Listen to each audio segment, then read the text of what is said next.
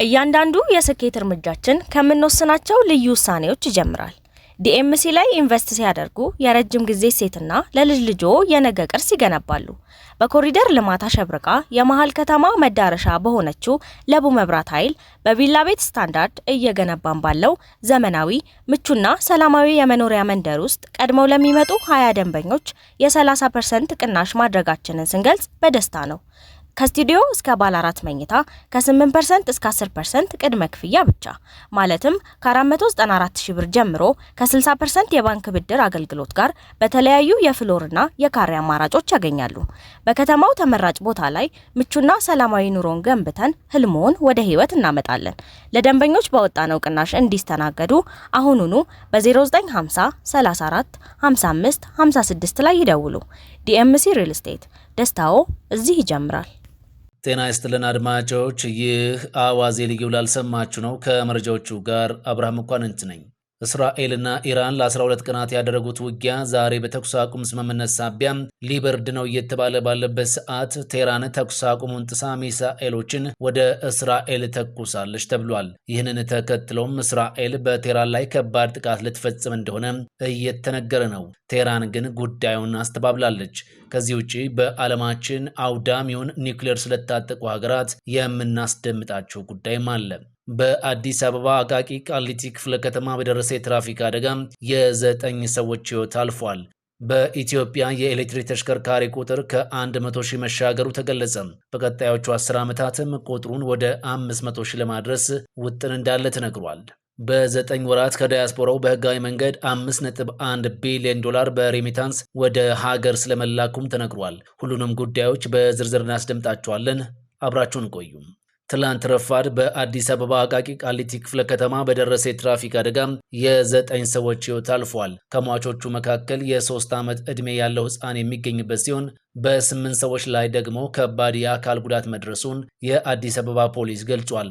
ሰኔ 16 ረፋድ ላይ በግምት 3 ሰዓት ገደማ በአቃቂ ቃሊቲ ክፍለ ከተማ ወረዳ 3 በተለምዶ አባ ሳሙኤል ተብሎ በሚጠራው አካባቢ ባጋጠመ የተሽከርካሪ አደጋ የሞትና የአካል ጉዳት ደርሷል ብሏል። አደጋው የደረሰው ከኃይሌ ጋርመንት ወደ ዩኔስ አደባባይ ይጓዝ የነበረ የፐብሊክ ሰርቪስ ትራንስፖርት አገልግሎት ድርጅት አውቶቡስ ከሌላ ሀገር አቋራጭ ተሽከርካሪ ጋር በመጋጨቱና መንገድ ስቶ ወደ ተቃራኒ አቅጣጫ በመግባቱ እንደሆነ ፖሊስ ገልጿል። አውቶቡሱ ወደ ተቃራኒ አቅጣጫ ከገባ በኋላ ከዩኔስ አደባባይ ወደ ኃይሌ ጋርመንት ሲጓዝ ከነበረ ዶልፊን ተሽከርካሪ ጋር በመጋጨቱ በዶልፊን ውስጥ ከነበሩ ተሳፋሪዎች መካከል አሽከርካሪውን ጨምሮ የ9 ሰዎች ሕይወት ማለፉን ፖሊስ ጠቅሷል። ከሟቾቹ መካከል የ3 ዓመት ሕፃን እንደሚገኝበትና በሌሎች 8 ሰዎች ላይ ደግሞ ከባድ የአካል ጉዳት ደርሷል ነው የተባለው። ከዚህ በተጨማሪ በአካባቢው ላይ የቆመና በጉዞ ላይ የነበረ ሌሎች 2 ተሽከርካሪዎች በአውቶቡሱ ጉዳት እንደደረሰባቸው ከአዲስ አበባ ፖሊስ ኮሚሽን የተገኘው መረጃ ያመላክታል። በኢትዮጵያ የኤሌክትሪክ ተሽከርካሪ ቁጥር ከ100 ሺህ መሻገሩ ተገለጸ።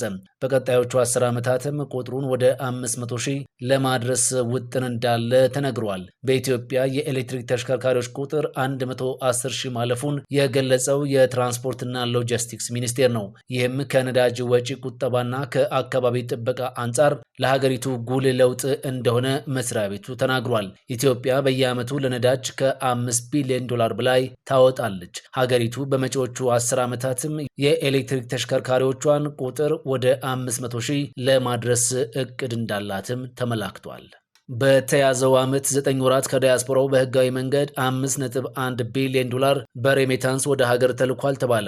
በ2017 በጀት ዓመት በ9 ወራት ዳያስፖራው በህጋዊ መንገድ ወደ ሀገር ቤት ከላከው ገንዘብ ሬሜታንስ 5.1 ቢሊዮን ዶላር ተገኝቷል ሲል የኢትዮጵያ ዳያስፖራ አገልግሎት ይፋ አድርጓል። የአገልግሎቱ የፕላን ክፍል ኃላፊ ወንዶሰን ተረፈ ዳያስፖራው የውጭ ምንዛሪ አካውንት እንዲከፍት መደረጉን ጠቁመው በዚህም 18889 አካውንት ማስከፈት ተችሏል ብለዋል። በተከፈተው አካውንትም 25.2 ሚሊዮን ዶላር መቆጠቡን ኃላፊው ገልጸዋል። ከባለፈው ተመሳሳይ ወቅት ጋር ሲነጻጸር ከፍተኛ እድገት እንዳለውም ተናግረዋል። በሌላ በኩል ዳያስፖራው በህጋዊ መንገድ ከሚልከው ገንዘብ ሬሜታንስ ባለፉት 5 ዓመታት በየዓመቱ በአማካኝ ከ4 እስከ 5 ቢሊዮን ዶላር መገኘቱን የኢትዮጵያ ዳያስፖራ አገልግሎት ገልጿል። በመጨረሻም በዓለማችን ላይ ያሉ 9 ሀገራት የኒውክሌር የጦር መሳሪያን ታጥቀዋል። ሩሲያ 5977 የኒውክሌር አረሮችን በመታጠቅ ቀዳሚ ስትሆን አሜሪካ እርሷን ተከትላ ተቀምጣለች። በዓለማችን ላይ 9 ሀገራት አውዳሚውን የኒውክሌር የጦር መሳሪያ በዚህ ሰዓት ታጥቀው ይገኛሉ። የኒውክሌር የጦር መሳሪያን የታጠቁ ሀገራትም ሩሲያ፣ አሜሪካ፣ ቻይና፣ ፈረንሳይ፣ ብሪታንያ፣ ፓኪስታን፣ ህንድ፣ እስራኤል እንዲሁም ሰሜን ኮሪያ ናቸው። እነዚህ ሀገራት የተለያየ መጠንና ብዛት ያለው የኒውክሌር መጠን እንደታጠቁም የአሜሪካ ሳይንቲስቶች ፌዴሬሽን ከዓመት በፊት በለቀቀው መረጃ ላይ ሰፍሯል። በዓለም ላይ በዚህ ሰዓት 12700 የኒውክሌር የጦር መሳሪያ እንዳለም ተመላክቷል። ሩሲያና አሜሪካ ከዚህ ቀደም በሺዎች የሚቆጠር የኒውክሌር የጦር መሳሪያ አረሮቻቸውን ቢያስወግዱም አሁንም በዓለም ላይ ካሉት የኒውክሌር የጦር መሳሪያ አረር ውስጥ 90 በመቶውን እንደታጠቁም ነው መረጃው የሚያመላክተው። ኒውክሌር የታጠቁ ሀገራት ያላቸው የኒውክሌር መጠንን ቀጥለን እንመልከት። አንደኛ ቀደም ሲል እንደጠቀስነው ሩሲያ ስትሆን 5977 አላት። አሜሪካ በሁለተኛ ደረጃ ላይ ስትገኝ 5277 አላት። ቻይና 600፣ ፈረንሳይ 290፣ ብሪታንያ 225፣ ፓኪስታን 180፣ ህንድ 170፣ እስራኤል 90 እንዲሁም ሰሜን ኮሪያ 50 አላቸው። የእስራኤል መንግስት በዶናልድ ትራምፕ የቀረበውን የተኩስ አቁም ሐሳብ መቀበሉን ገለጸ። ዛሬ ማልዳ ላይ ባወጣው መግለጫ እስራኤል የተኩስ አቁም ስምምነቱ ከተጣሰ ጠንካራ ምላሽ ትሰጣለች ብሏል። የእስራኤል መንግስት በኢራን ላይ ያደረሰው ጥቃት ዓላማውን ማሳካቱን በመግለጽ የተኩስ አቁም ሐሳቡን ተቀብያለሁ ብሏል። እስራኤል አክላም ኢራን በኒውክሌር ጦር መሳሪያና በባላስቲክ ሚሳኤሎች የደቀነችውን 2 ፈጣን የህልውና ስጋት አስወግጃለሁ ነው ያለችው። በተጨማሪም እስራኤል በወታደራዊ አመራር ላይ ከፍተኛ ጉዳት ደርሷል፣ እንዲሁም በርካታ የኢራን መንግስት ኢላማዎችን አውድም ያለሁ ብላለች። የእስራኤል መንግስት መግለጫ በመቀጠል የእስራኤል ኃይሎች በመጨረሻው ቀን በወሰዱት እርምጃ በቴህራን ማዕከላዊ ክፍል በሚገኝ የመንግስት ኢላማዎችን በመቶዎች የሚቆጠሩ የባሲጅ አባላትን ማስወገዳቸውንም አክሏል። የባሲጅ ታጣቂዎች የኢራን መንግስት ተቃውሞን ለማፈን የሚጠቀምባቸው ሚሊሻዎች ናቸው። መግለጫው አክሎም በዚህ ጥቃት ሌላ ከፍተኛ የኒውክሌር ሳይንቲስት መገደሉንም ያትታል። እስራኤል ፕሬዝዳንት ትራምፕንና አሜሪካን በመከላከያ ላደረጉት ድጋፍና የኢራንን የኒውክሌር ስጋት ለማስወገድ ላሳዩት ተሳትፎ ምስጋና አቅርበዋል። በሌላ በኩል የእስራኤል መከላከያ ሚኒስትር እስራኤል ካትዝ ኢራንን የተኩስ አቁም ስምምነቱን በመጣስ ወንጅለዋል። አክለውም የእስራኤል መከላከያ ኃይል ኢራን የተኩስ አቁሙን በመጣሷ በቴህራን ማዕከላዊ ክፍል የሚገኙ ኢላማዎች ላይ ከበድ ያለ ጥቃት በመፈጸም ምላሽ እንዲሰጥ ማዘዛቸውን ተናግረዋል። የእስራኤል መከላከያ ኃይል ከኢራን የተተኮሱ ሚሳኤሎችን የአየር መቃወሚያው ማምከኑን ተናግረው ነበር። ኢራን ወደ እስራኤል ሚሳኤል አስወንጭፋለች መባሉን እያስተባበለች ነው።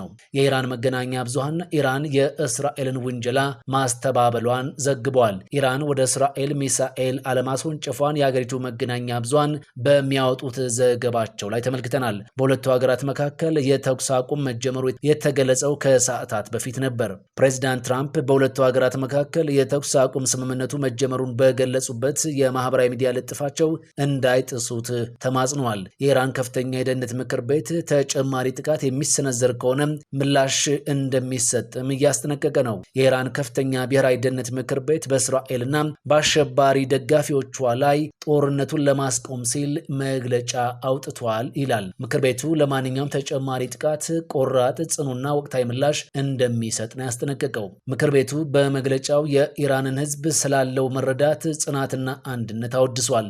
አክሎም የጠላት ሽንፈት በኢራናውያን ጽኑ ቁርጠኝነት፣ ስልታዊ ትዕግስትና ውርደትን ወይም የአንድ ወገን ማመቻመችን ካለመቀበል የመጣ ነው ብሏል። መግለጫው ኢራንንና ሰራዊቷን በኢራን ላይ ለሚሰነዘረው ጥቃት ወሳኝና የተሰላ አጸፋ በመስጠታቸው አመስግኗል።